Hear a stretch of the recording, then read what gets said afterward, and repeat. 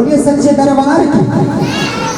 तो उन्होंने इसका मुझे कोई भी उत्तर नहीं दिया। अब देवव्रत कहते हैं कि महाराज कोई बात नहीं, मैं आपको वचन देता हूँ कि मेरी माता के गर्भ से जो भी संतान उत्पन्न होगी वही राजगद्दी पर बैठने के लायक होगी, बैठने योग्य होगी, उसे ही राजगद्दी दी जाएगी। अब मछुआरा कहता है कि कहीं तुम्हारा मन बाद में घूम गया फिर क्या करेंगे? तो वचन दिया कि ऐसा नहीं होगा। फिर मछुआरा कहता है कि अरे भाई चलो मान लिया कि तुम तो मेरी बेटी की संतानों को कुछ नहीं कहोगे, उन्हें बड़े प्रेम से राज्य करने दोगे, लेकिन अगर तुम्हारी संतान ने, जब तुम्हारी संतान होगी, अगर उन्होंने उन बच्चों को, मेरी बेटी के जो संतान होगी, उन्हें परेशान किया, इसकी क्या गारंटी? तो प्यारे भक्तों, यहाँ पर देवव्रत ने प्रतिज्ञा ली है, नातार संग्रहणोरम करिष्यामि हि सर्वथा सत्यम में वचनम मया भीष्मं व्रतं कृतं।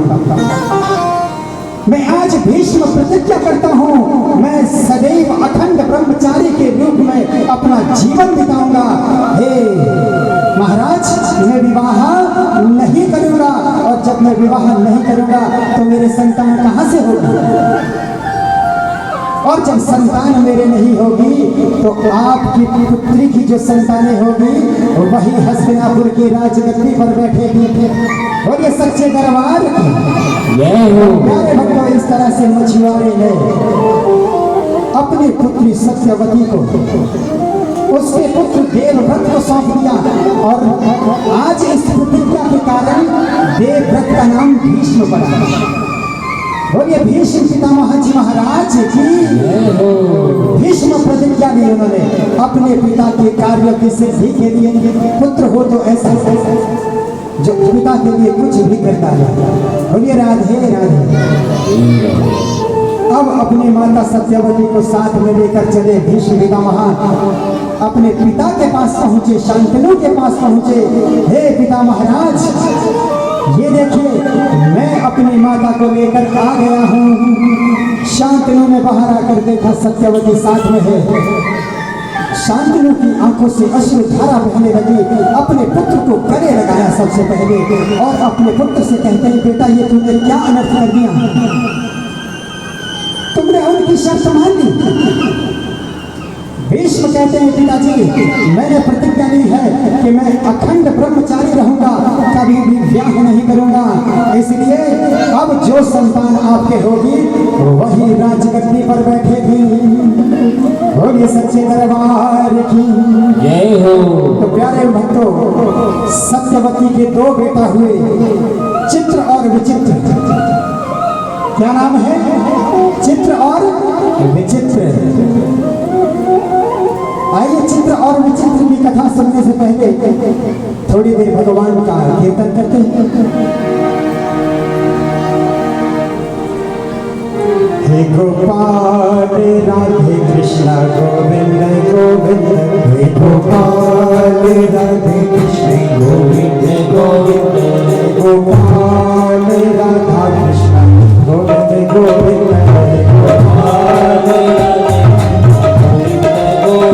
कृष्ण गोविंद गोविंद, कृष्ण गोविंद गोविंद, कृष्ण गोविंद गोविंद, कृष्ण गोविंद गोविंद, कृष्ण गोविंद गोविंद, कृष्ण गोविंद गोविंद, कृष्ण गोविंद गोविंद, कृष्ण गोविंद गोविंद, कृष्ण गोविंद गोविंद,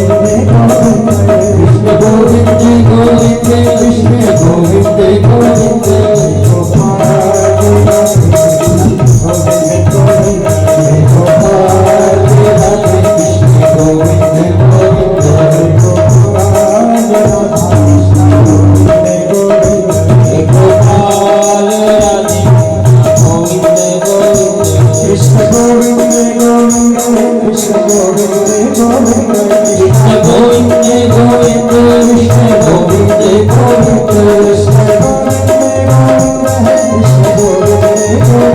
कृष्ण गोविंद गोविंद कृष्ण गोविंद गोविंद हे गोपाल राधा कृष्ण गोविंद गोविंद हे गोपाल राधा कृष्ण गोविंद गोविंद हे गोपाल राधे गोविंद गोविंद कृष्ण भगवान की जय हो। तो प्यारे भक्तों, चित्र और विचित्र बड़े होते हैं। चित्रांगद तो युद्ध में मारा जाता है, फिर रहा विचित्र। अब प्यारे भक्तों, विचित्र विवाह के योग्य हुआ। तो प्यारे भक्तों, विचित्र की विवाह की चिंता अब सता रही है। विषम पितामह ने देखा कि मेरा भाई जो है अब ब्याह के योग्य हो गया, अब इसका विवाह करना है। तो उन दिनों में काशीराज की 3 कन्याएं थी। काशीराज ने उन तीनों कन्याओं का स्वयंवर रखा था। क्या रखा था? जोर से बोलिए ना, स्वयंवर रखा था। और जैसे विषम पितामह जी ने सुना कि वहाँ स्वयंवर हो रहा है, तो विषम पितामह जी ने सोचा कि मैं वहाँ जाकर उन तीनों कन्याओं को जीत कर लाऊंगा और अपने भाई का विवाह उन तीनों कन्याओं से करा दूंगा। बोलिए सच्चे दरबार की।